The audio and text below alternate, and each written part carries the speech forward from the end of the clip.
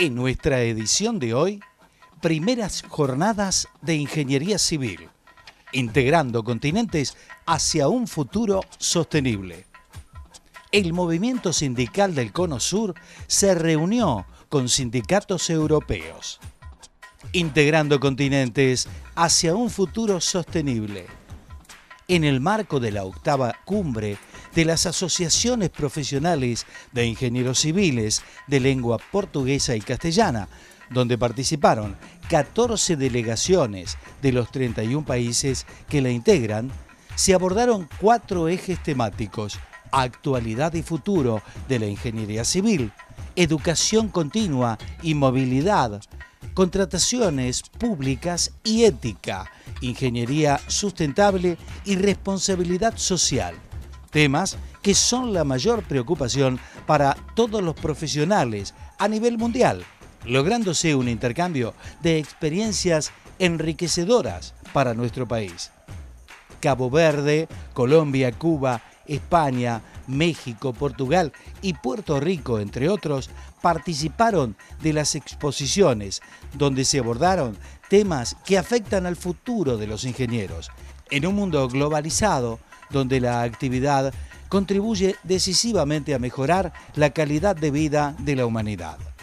También se trató un tema de creciente interés coyuntural, como lo es la sustentabilidad, incluyendo el impacto ambiental, las inundaciones, el manejo del agua y su calidad.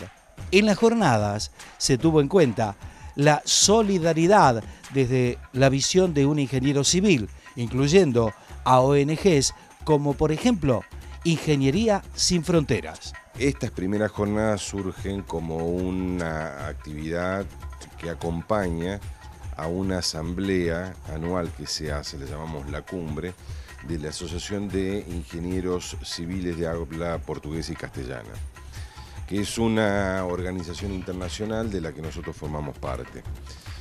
Anualmente se hace una cumbre y en los demás lugares en donde se hacen, siempre se la junta, se la organiza con una jornada ya de tipo más técnica o profesional, llamémosle. Acá hay muchos temas que tienen que ver con la movilidad profesional. Profesionales que vienen a trabajar a nuestro país y argentinos que van a trabajar a otros países. Ese, por ejemplo, es un tema de interés, tanto de la Asamblea como del Consejo Mundial de Ingenieros Civiles, que también participó de estas reuniones. En el país se estarán recibiendo hoy alrededor de 600 ingenieros civiles por año. En un país que crezca al 4% anual de manera sostenida, tenemos agotada la capacidad de la ingeniería local. Hoy, que es un momento allí que estamos medio en recesión, medio que saliendo de la recesión, creo que no hay ingenieros civiles que no tengan trabajo. Creo que hoy están más o menos todos ocupados, más o menos todos bien y son demandados. Así que es preocupante. Creo que se habla un poco de esto. Creo que no se tiene idea de la dimensión del problema que tenemos. Nosotros, como ingenieros, vemos que el país necesita de obras, necesita de un plan de obras públicas, necesita crecer en agua, necesita crecer en saneamiento. Todo eso va ligado a la energía. Si usted llega a su casa y no puede afeitarse, o no puede lavarse las caras, o no puede lavarse las manos, es porque le falta energía, porque el agua va a funcionar y va a llegar a su casa porque necesita de energía eléctrica. Entonces, ¿qué nos pasa a nosotros como país? Nos pasa que no hemos crecido en el rubro energético. ¿Por qué no hemos crecido en el rubro energético? Son políticas, y no quiero entrar en ese detalle, pero son políticas aplicadas. Hemos subvencionado la energía y hemos vivido muchos años comprando combustible ya sea gas o ya sea combustible fósil, para alimentar motores. Esos motores son generadores que producen lo que nosotros tenemos hoy como energía eléctrica. Tenemos que estar hablando hoy de temas de sustentabilidad y de adaptación a lo que hemos hecho con el planeta y de cómo vamos a mitigar y a adaptarnos a los cambios que le hemos provocado. Entonces, si no empezamos, pues ¿cuándo? Y como decía, esto es una cuestión personal, es una cuestión que como ingenieros tenemos la obligación ética y moral de trabajar en ese aspecto. La ingeniería desde su surgimiento tiene una base social, que a veces es reconocida, otras veces no. Pero precisamente ese desempeño del ingeniero, enmarcado en un concepto muy grande que es responsabilidad social, se encuentra muy marcado dentro de la sociedad. La ingeniería no es una práctica inerte, va precisamente transitando conjuntamente con el desarrollo de las sociedades. Y entonces el profesional ingeniero tiene un compromiso muy importante precisamente con esa sociedad porque se relaciona con aspectos tan importantes como calidad de vida. Calidad de vida se relaciona con desarrollo tecnológico también, porque no podemos obviarlo, y también con algo muy importante que en estos momentos es la sostenibilidad. Hoy en día toda la actividad de ingenierías tem que basear num esquema de sustentabilidade, tanto do ponto de vista econômico, social e ambiental. É fundamental que os engenheiros, principalmente os engenheiros civis, tenham essa perspectiva de que toda a intervenção tem que ser muito rigorosa. Eu vou falar da água, tema muito importante para país saheliano, país africano que não tem água. Nós outros somos archipélago que tem 10 ilhas no meio do Oceano Atlântico, pero que nós não temos água. Temos grande problema. E é desafio muito grande para a Engenharia Nacional Cabo-Verdiana encontrar água de qualidade e distribuir à população. Por isso que é projeto muito interessante agora, há uma reforma desse setor, tanto do ponto de vista institucional, legislativos, produção de regulamento, de leis, e também do ponto de vista de financiamento. Por isso que eu vou implementar essa experiência aqui nesse espaço, nesse conselho, para compartilhar com os colegas, fazer o intercâmbio de uma ideia que nós outros trabalhamos em Cabo Verde. Lo que pretende es que vayamos facilitando el trabajo de los ingenieros civiles de cualquier país en otros países.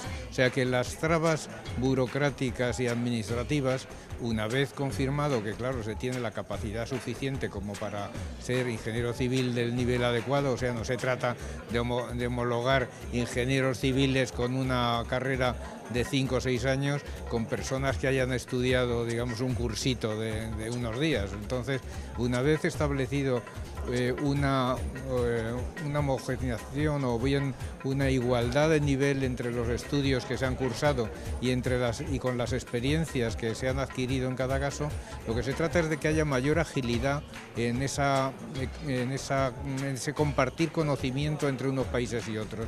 O sea, no tiene sentido que estemos desarrollando tecnologías importantes en unos países, aprovechando unas obras, pongamos, excepcionales, y que no lo apliquemos para abaratar y ser más eficientes en otros países que no han tenido esa experiencia. Lo lógico es que hagamos esa incorporación en ese sentido, lo mismo que cuando esos ingenieros llegan a un país tienen que tener capacidad de adaptación y capacidad de aprendizaje para insertarse en la cultura del país al que llegan, porque cada país tenemos una cultura no solo, digamos, a nivel, valga la redundancia, cultural, sino a nivel de cómo se hacen las cosas de ingeniería en cada país, cómo es la normativa. Todo eso hay que tenerlo en cuenta, pero compartamos lo que vamos avanzando en el mundo en el resto de los países, y lo que se avanza, por ejemplo, en Argentina, que también lo compartamos en España. Bueno, tenemos un número muy importante de ingenieros civiles argentinos trabajando en España,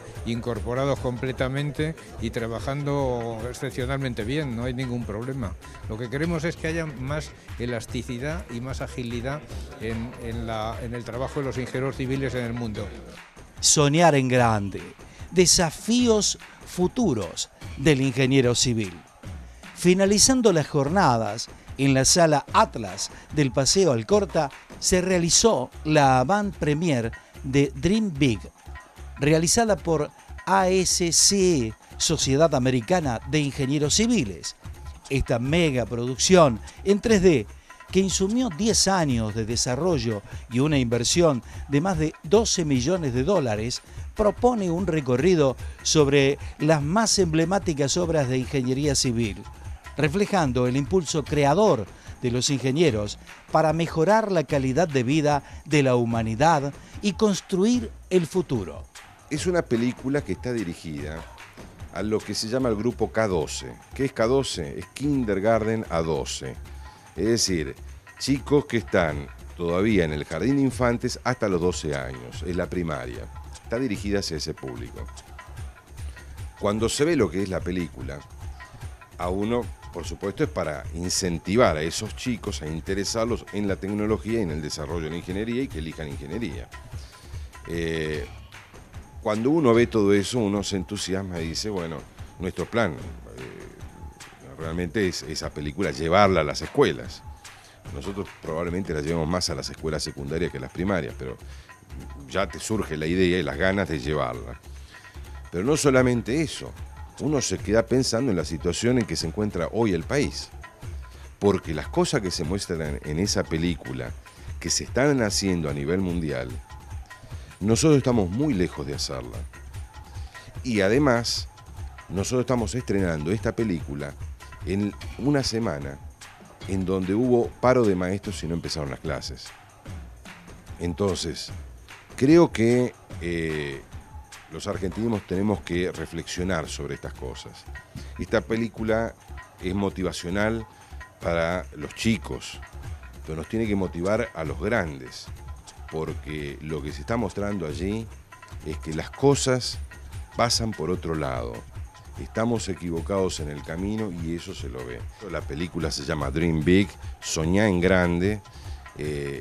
Estamos hablando de eso, ¿no? De soñar en grande, de que los chicos sueñen en grande, que los ingenieros soñemos en grande, que no le tengamos miedo a esas ideas que a veces nos parecen alocadas, que tomemos desafíos.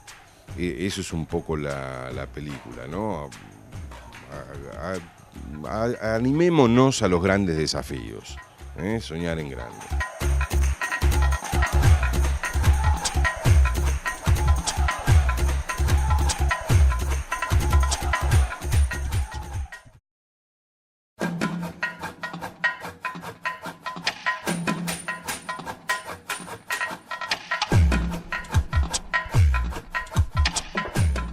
El movimiento sindical del Cono Sur se reunió con sindicatos europeos. La coordinadora de centrales sindicales del Cono Sur realizó un encuentro en Buenos Aires con representantes de la Confederación Europea de Sindicatos, con el objetivo de intercambiar información sobre las negociaciones en curso entre el Mercosur y la Unión Europea y profundizar la cooperación en áreas de trabajo comunes, como la formación política y sindical. En este marco, los líderes sindicales debatieron sobre las implicancias del acuerdo comercial y avanzaron en la definición de una estrategia sindical conjunta para realizar un seguimiento efectivo de las negociaciones y evitar que el acuerdo afecte los intereses de los trabajadores de ambos bloques. Dialogamos con algunos de los principales referentes que participaron de las jornadas. Creo por demás importante que la labor a nivel internacional que tiene que llevar el movimiento obrero en este tipo de casos es fundamental para no seguir ampliando las cuestiones, digamos, de diferencias, ¿no? Y seguir generando desigualdades a nivel de países que a su vez se replican en desigualdades en cada una de las sociedades. Creo que para nosotros, por el momento que estamos viviendo, es fundamental estar encima de estas negociaciones y creo que hoy que vengan los dirigentes de sindicales de la Unión Europea acá y que entre todos podamos coordinar que el eje tiene que ser el trabajador y no las cuestiones comerciales ni financieras, me parece que es fundamental para ver el futuro de este tratado con mejores posibilidades.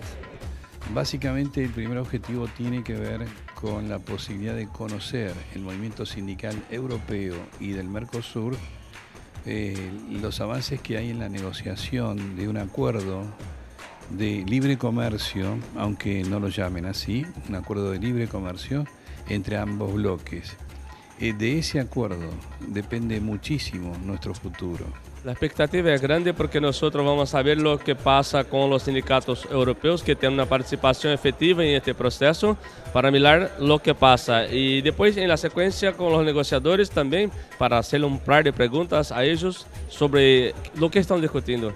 Nosotros del Movimiento Sindical de América Latina necesitamos saber en qué nivel está la discusión, si tiene acuerdos, si tiene propuestas, qué propuesta tiene, porque es importante para todos los trabajadores y trabajadoras de América Latina. En general hemos tenido una posición muy crítica respecto tanto desde el ALCA para acá, creo que han encontrado o han ido mutando de forma, ni tanto, más bien de nombre, tan así como es el TISA, como han sido otros formatos de tratado de libre comercio.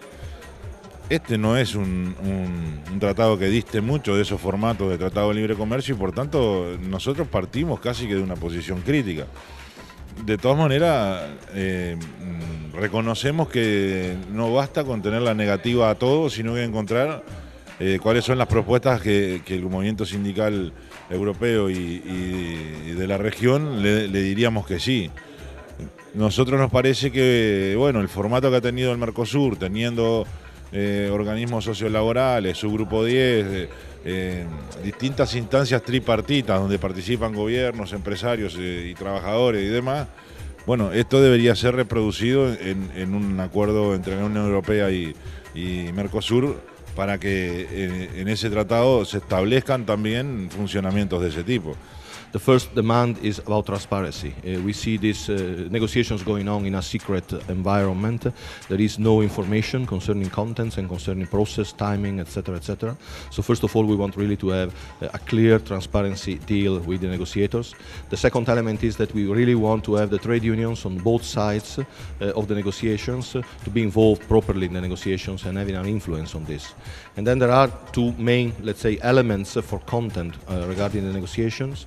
The first one is to make sure that the two sides' economies can really be enriched and not damaged by a possible trade agreement between EU and Mercosur. At the moment, this is not clear at all. We have a completely imbalanced situation according to the figures that we got so far, and so there is really the danger and the risk that jobs can be destroyed in different sectors, agriculture, food, industry, etc., on both sides of the negotiations. So we really need to have a real and effective cooperation economic deal, not simply a free trade agreement. And the second element is that we want to make absolutely sure that the social dimension and workers' rights will be preserved at the end of the negotiations. So the social and labor chapter in the deal will be for us really important. These 4 points are exactly the points we are discussing in the meeting. We will discuss in the meeting in the oncoming days and the points that we would like to discuss also with the negotiators. Bueno, nosotros pedimos transparencia, se la venimos pidiendo al gobierno argentino.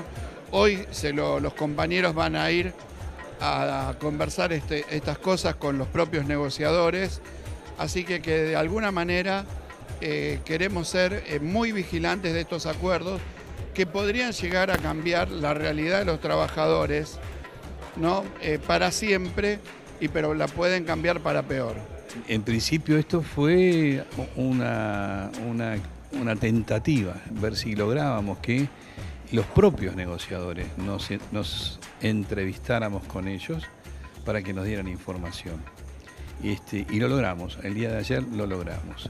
Sabíamos antes de la entrevista, sabíamos cuando habíamos pedido la entrevista que no nos íbamos a encontrar con una montaña de verdades, ni que nos iban a inundar de documentos y papeles para que pudiéramos leer y tranquilizarnos y dejar de dudar de todas las cosas que dicen ellos, que son dudas que no se sostienen.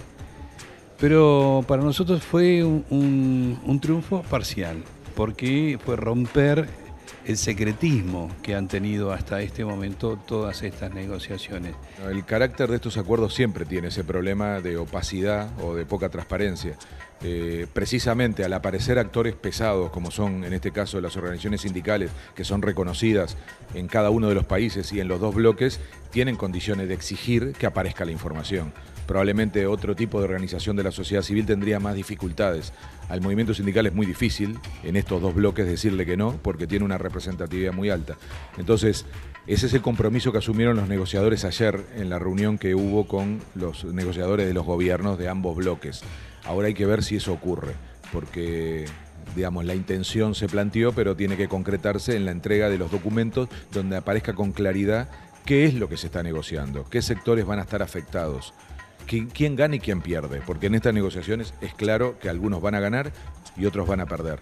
Y lo que importa es luego tomar decisiones políticas sobre qué hacer frente a ese escenario. Entonces, para eso hay que tener información. Sin información no es posible pensar en la participación. Entonces, el primer paso va a ser esperar que aparezcan realmente los documentos que ayer los negociadores se comprometieron a entregar, tanto en Europa como en el Mercosur, y luego, a partir de esa información, tomar una posición de cuál va a ser el siguiente paso de la estrategia sindical. Es muy importante para nosotros porque vivimos en un mundo globalizado. Las empresas multinacionales están en todas las partes del mundo y la solidaridad del movimiento sindical es muy importante para impedir que las empresas traten los trabajadores de forma diferente en las diferentes regiones. Entonces nosotros intercambiamos nuestra posición y lo que piensan y lo que hacen las empresas multinacionales en todo el mundo. The cooperation is essential, first of all, to exchange information, because sometimes it happens that on one side there are more information leaked out than on the other side. And so it's important to have the same knowledge and the same awareness concerning what's going on in these negotiation rounds. And second, we have to make sure that we can cooperate to set up a common strategy and then to act together. These three elements, knowledge, strategy and action, are the fundamental elements for an effective cooperation to make sure that these deals are not going to damage workers' interests, but on the contrary, to improve the economy on both sides and so to create more jobs and to make sure that the social dimension is respected. This is an idea that emerged from the Coordinadora in particular, because our colleagues in there told us that they don't have a proper institute for training for trade unionists, I mean, at the international level between the different countries here in the Cono Sur. And so they were watching at our experience at the European level. We have an European Trade Union Institute that is very well working in terms of research and in terms of training for trade unionists. So we would really like to put at disposal this experience to the colleagues here in Latin America to see if we can help on the one side them to build up something similar and using our experience to improve also the experience here. So I think also this will be a win-win process, I mean, in terms of mutual cooperation. Se lanzó Plan de Viviendas para reactivar la industria de la construcción.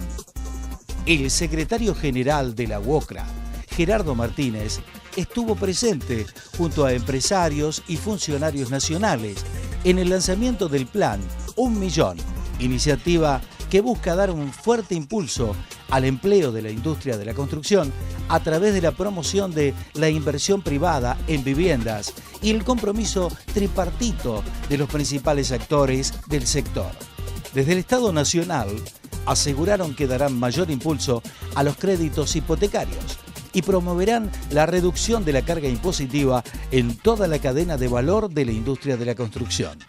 De esta manera, se espera que el sector empresario invierta unos 150.000 millones de pesos para la ejecución de 100.000 viviendas en el plazo de un año, lo que generaría una reducción del 10% en el precio de venta de los inmuebles y la creación de 100.000 puestos de trabajo.